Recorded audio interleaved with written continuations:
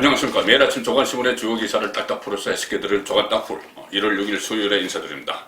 오늘 아침 조간신문들의 주요 기사는 여러가지 다양했습니다. 이란의 우리나라 선박 납포, 또 백신 확보 현황, 헬스클럽 관장들의 시위, 또 영업금지에 집단 반발을 하는 그런 상황이 좀 이어지고 있고, 이방아 학대 사망 사건이죠. 정인이 사건, 여러가지 현안들이 많았는데, 자, 이런 문제들은 정부가 나서서 해결하고 민심을 좀 다독이고 이렇게 해야 될 상황인데, 그런 곳에 국민 생활에 집중해야 될 때 특히 그렇습니다. 연초에. 그런데 정부가 이 코로나 사태를 맞아서 점점 확산이 되는데, 가장 쉬운 방법으로 또 이 문제를 해결을 하려고 하고 있습니다.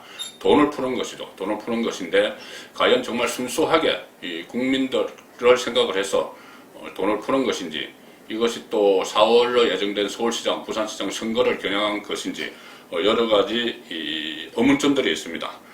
근본적인 문제 해결책이 될 것이냐? 근본적인 문제 해결이 되면 돈을 풀어서 나중에라도 그 돈을 좀 갚고 이렇게 하면 되겠죠. 그런데 그렇지 않고 지금 부작용만 발생을 할 수가 있다. 가령 예를 들어서 전 국민에게 돈을 푸는 것은 소비를 진작을 시킵니다. 저번에 4.15 총선을 앞두고 1차 전국민 대상 재난지원금을 4인 가구 기준 100만 원씩 풀었을 때, 그때도 소비가 잠깐 일어났죠. 그런데 소비가 일어난다는 것은 결국 사람이 활동을 하게 되고, 지금은 집합금지 4명까지만 모이도록, 사적으로 모이도록 했는데, 그 돈을 풀면은 또 외식도 할 테고 그렇게 되면은 서로 모순되는 거죠. 그래서 그런 부작용도 있는데 왜 이렇게 강행을 하려고 하느냐? 이것은 아마 4월 선거용이 아니겠느냐? 선심정책이라고 의심이 되는 겁니다.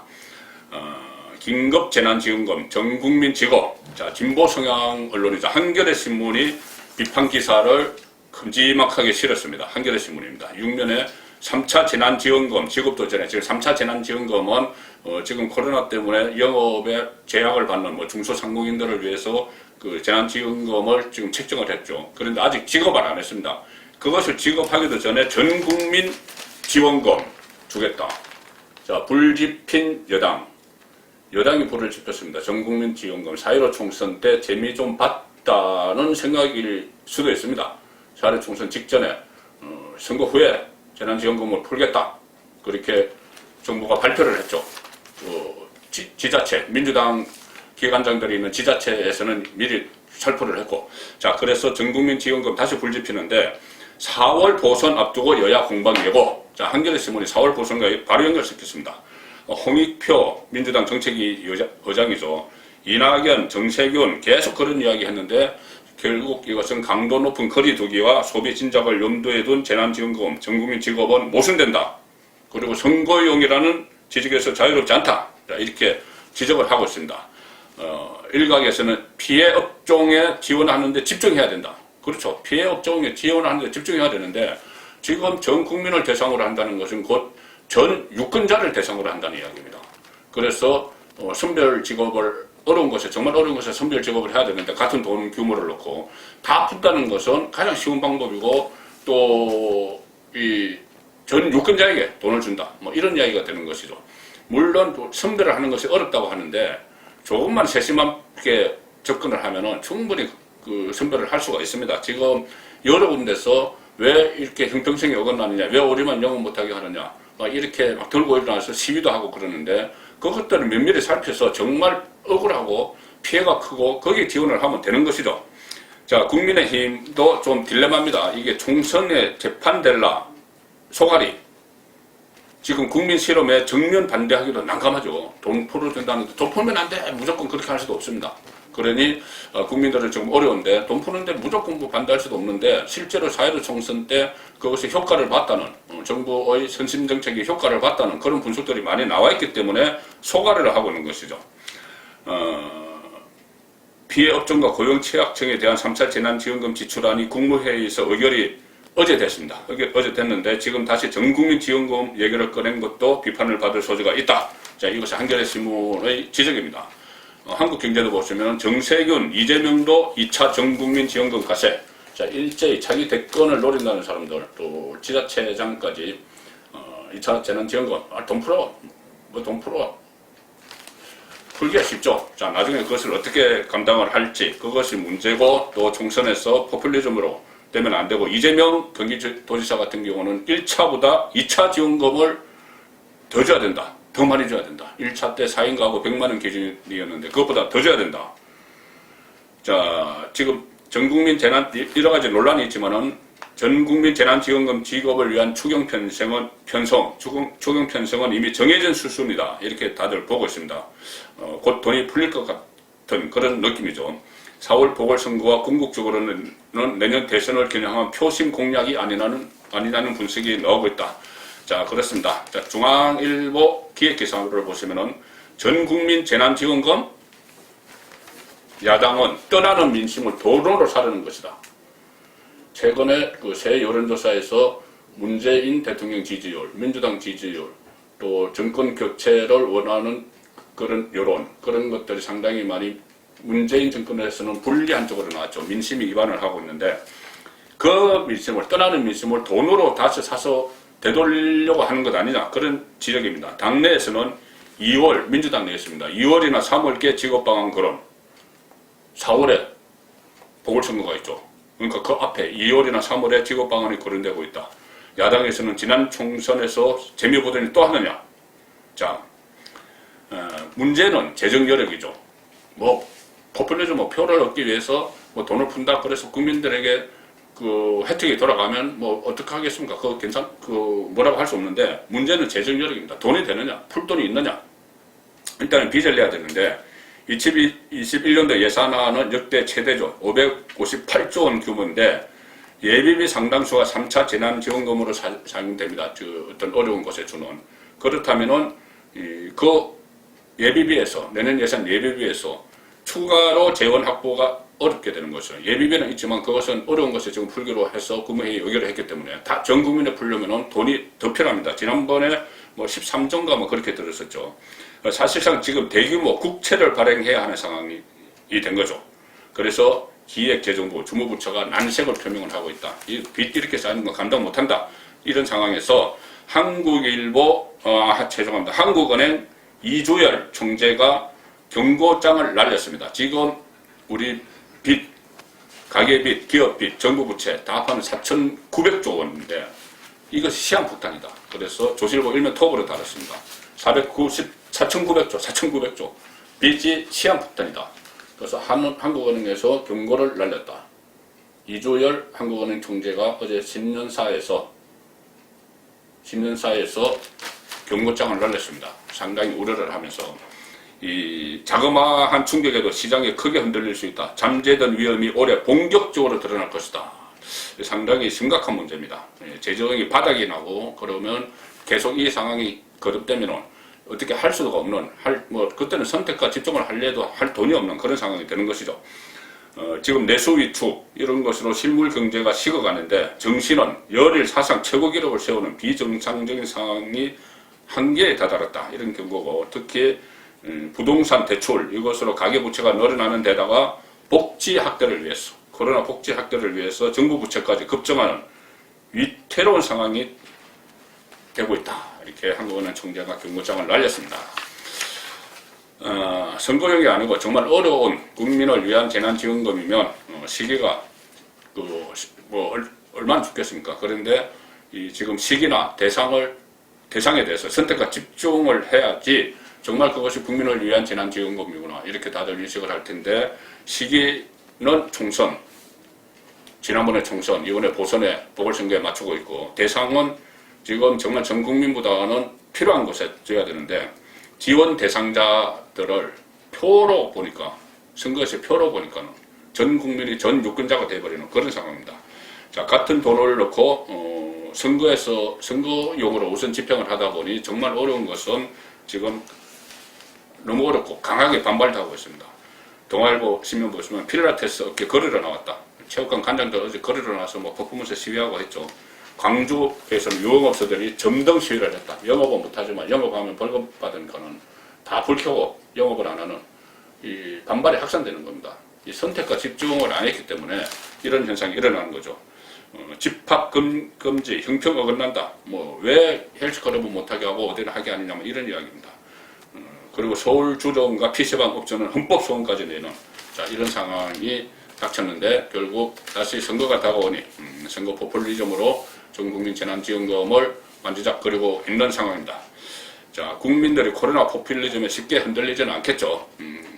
오히려 4월 보선에서도 문재인 정권 심판론이 영향을 미칠 텐데 최근에 여론조사 새해 들어서 쏟아진 여론조사들을 보면은 보수 야당 쪽에 상당히 유리한 결과들이 나오고 있습니다. 그런데 2021년에 접어들면서 지금 전국 이슈가 바뀌고 있죠. 추미애 윤석열 갈등을 지난 해 말로 거의 접고 지금 1월 1일에 그 민주당 이낙연 대표가 이명박 박근혜 사면론 이 카드를 던져서 이슈를 지금 바꿔놓고 있는데 이것이 상당히 복잡한 양상으로 흘러가고 있습니다. 오히려 범여권이 분열을 일으키고 일단 불은 꺼졌지만은 여전히 불씨는 살아있다고 봐야 되겠죠. 문재인 대통령 신년 회견을 이달 중순이나 말쯤에 할 텐데 거기서 전국 반전 카드로 다시 치고 나올 수 있다. 그런 분석들이 많이 있고 이낙연 대표도 지금은 숨죽이고 있지만 문재인이 그 카드를 받아서 중도층 흡수 또 실패한 국정 가리기 또 야권 분열 이 용도로 딱 다시 전격적으로 사면에 들어가면 이제 이낙연도 회복이 가능하다. 그리고 그런 상황에서 이번 그 사면 파동에서 좀 머쓱해진 인물이 한 사람 있는데 자, 김종인 국민의힘 비대위원장입니다. 우선 서울신문 위에 기사 보시면은 이재명 손잡긴 거 그렇고 이낙연 친문 동거 지속될까 이런 기사가 있고 자, 상황이 어려워진 이낙연이지만 이 사면론을 꺼냈다가 어려워진 이낙연이지만 여전히 친문과의 동거는 가능하다. 왜 그러냐면은 문 대통령이 해견에서 이낙연 대표 힘쓰려면 이낙연에게 힘을 실어주면 이 사면 문제 가지고 반전도 될 수 있다. 자, 이런 기사인데 제가 소개해드리고 싶은 건 그 아래 보시면은 김종인의 깃바랜 이박 대국민 사과. 얼마 전에 김종인 위원장이 강행을 했죠. 이명박 박근혜 시대의 가오에 대해서 사과한다. 사죄한다. 자, 그렇게 하니 그때 여당에서 행동으로 보여라. 그리고 당신이 무슨 자격으로 하느냐. 직접 해라. 이런 이야기들이 나왔는데 실제로 사면 이야기가 나오니 민주당 안에서 강성파들이 사과 요구를 했습니다. 이명박 박근혜 사과를 해야지 사면해 줄 수 있다. 언제를 베풀 수 있다. 이렇게 되니 그때 친이 친박계가 일제히 나서서 정치보복이다. 그 정치보복에 왜 우리가 사과를 하느냐. 사면 구걸하지 않겠다. 이런 이야기들이 막 나왔죠. 그렇게 되다 보니 김종인 위원장은 두 사람에 대해서 이명박 박근혜에 대해서 사과를 했는데 당 대표 자격으로 비대위원장 자격으로 사과를 했는데 실제로 그 당사자들 이명박 박근혜 이 당사자들 쪽에서는 무슨 사과냐 우리가 왜 사과를 하느냐 이렇게 논이 김종인 머쓱해져 버린 것이죠. 자 그렇게 되니 오히려 또 이것이 또 하나의 분선이 빚는 그런 상황으로 갔습니다. 자 사면파동에 밀려서 좀 소식이 뜸한 두 사람 있죠. 윤석열, 추미애 소식이 좀 궁금하실 텐데 자 윤석열 검찰총장은 신년 여론조사에서 전체 크게 보면 10개 정도의 여론조사 대선 주자 지지율 조사가 나왔는데 그 중에서 3개에서 1위를 차지했습니다.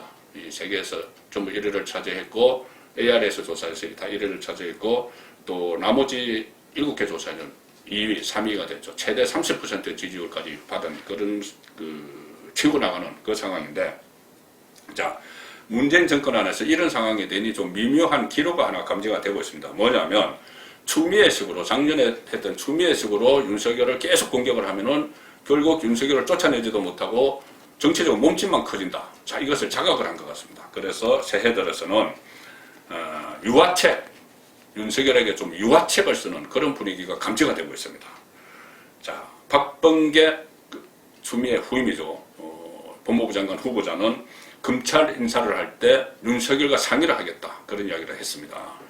추미애가 패싱했죠. 검찰 인사에서 다 자체 인사를 하면서. 그런데 박범계는 검찰총장과 상의하겠다. 자, 원래 강성, 이 추미애보다 더한 강성 이런 이야기는 하지만 일단은 전체적으로 그 유화책 그 틀 속에 들어가는 것 같습니다. 그래서 검찰 인사를 윤과 상의하겠다. 또 이 윤석열 징계위원회 위원장이었죠. 정한중 한국외대 로스쿨 교수. 정한중 교수는 윤석열에 대해서 탄핵 이야기하는 것은 부적절하다. 국회 탄핵 이야기가 나오죠. 그건 부적절하다. 이런 의견을 또 밝혔고, 신임 청와대 민정수석은 신현수 검찰 출신인데 왜 윤석열과 대립각을 세워야 하느냐? 대립각 세울 필요 없다. 자, 이렇게 이야기를 했다고 합니다. 조선일보 신면 보시면은 왼쪽에 윤석열 징계 정한 중 윤탄핵론은 부적절하다. 이렇게 이야기했고, 공소처 신설도 반대한다. 공소처는 뭐냐면 공소청이죠. 검찰의 수사 기소를 분리를 해서 수사권을 다 뺏고 검찰 약화시키기 위해서 아예 공소만 전담하는 공소청으로 만들어야 된다. 그런데 그것도 반대하고 윤석열 탄핵론은 좀 부적절하다. 이렇게 TV에 나와서 시립이 토론회에서 공개적으로 이야기를 했습니다. 그리고 이 신현수 청와대 신임 민정수석, 문정부의 첫 검찰 출신 민정수석인데, 자, 윤석열과 대립각을 세울 필요 없다. 최근에 취임을 하면서 측근들에게 그렇게 이야기를 했다고 합니다. 왜 윤석열과 굳이 대립각을 세워야 되느냐? 자, 이런 이야기를 신임 청와대 민정수석이 했습니다. 전임 민정수석은 4개월 만에 쫓겨났죠. 쫓겨난 이유가 윤석열 징계에 대해서 오판을 했기 때문이다. 그런 말이 나왔었습니다. 4개월 만에 민정수석을 그만둔 게 윤석열이 정직 2개월 정도 하면은 법원에서 받아들여서 가처분 신청이 기각될 것이다. 그런 보고를 올렸는데 그것이 어긋나서 바로 쫓겨났죠. 윤석열 2개월 정직이 행정법원에서 뒤집힌 게 결정적으로 작용을 했다. 민정수석 교체가 된 것이. 자, 그 전임 민정수석에게 청와대 상정부에서 법원 재판에서 이긴다고 하지 않았느냐, 강한 질책을 했다고 합니다. 왜 허위보고를 했느냐, 이런 수준까지 갔다고 하는 것이죠. 그 상황에서 새로 검찰총장이 된 신현수 총장은 원래 그 추미애 법무부 장관과 윤석열 총장 징계를 주도했던 기존 민정검찰 라인에 대한 불신임이 신임 민정수석 발탁으로 갔는데, 그래서 그 과정에서 보면은 이전의 민정 라인처럼 강경 1번도의 변화가 필요하다는 판단을 대통령이 한 것으로 보인다. 자, 그런 분석입니다. 그리고 신수석을 윤석열 총장은 사석에서는 현수형 이렇게 부르는 아주 가까운 사이라고 또 하고, 그래서 신수석은 사석에서 추미애 장관과 같은 방식으로 윤 총장과 대립각을 세울 필요는 없다. 이런 취지를 얘기를 했고, 윤석열 총장은 또 신수석에 대해서 그 양반은 합리적이고 상식적인 사람이다. 이런 평가를 했다는 겁니다. 그래서 결국은 일단은 유화책으로 갈 텐데, 이 유화책으로 가는 이유가 윤석열을 잘 구슬러서 권력 수사도 좀 세게 하는 걸 좀 막고, 정치적인 몸집이 커지는 것도 방지를 하는 그런 목적이 있는 것 같습니다. 그래서 그렇기 때문에 전략을 수정을 했다. 그렇게 보이는데, 자, 작년 1년 동안 온몸을 던져서 윤석열과 부딪힌 추미애 장관 생각은 어떨까요? 어떤 신경일까요? 한겨레 신문과 인터뷰한 것이 오늘 나왔는데 뒤끝이 좀 있었습니다. 윤석열은 정치검찰이다. 계속 이렇게 비판을 했습니다. 자, 동부구치소 집단 감염은 일단 송구하고 민생과 직결된 검찰개혁은 계속해야 된다. 검찰개혁 계속해야 된다. 그 이야기를 다시 했는데, 제가 쭉 읽어보니 가장 눈에 와닿는 대목이 이겁니다. 질문이 새해 들어서 여러 매체 여론조사에서 윤석열 총장이 일제히 지지율 1, 3위를 달렸다. 언론은 대선주자로 다루고 있다. 이 현상을 어떻게 보느냐. 여기서 추미애 장관이 이렇게 답변합니다. 폴리패스 이야기를 합니다. 정치에 기웃거리는 교수들을 이야기하는 것이죠. 폴리패스가 전문성도 없고 봉사할 자세도 안 되어 있으면서 권력을 향한 욕망의 열차에 타는 것이 문제다. 이렇게 이야기하고, 대학 교수는 정당에 가입할 자유도 있는 신분인데, 정당 가입 자유도 있는 신분인데 폴리패스 행태가 논란거리다. 그런데 법적으로 고도의 정치 중립을 지켜야 할 책임이 있는 검찰총장은 더더욱 그래서는 안 된다. 폴리패스보다 더 엄격해야 된다.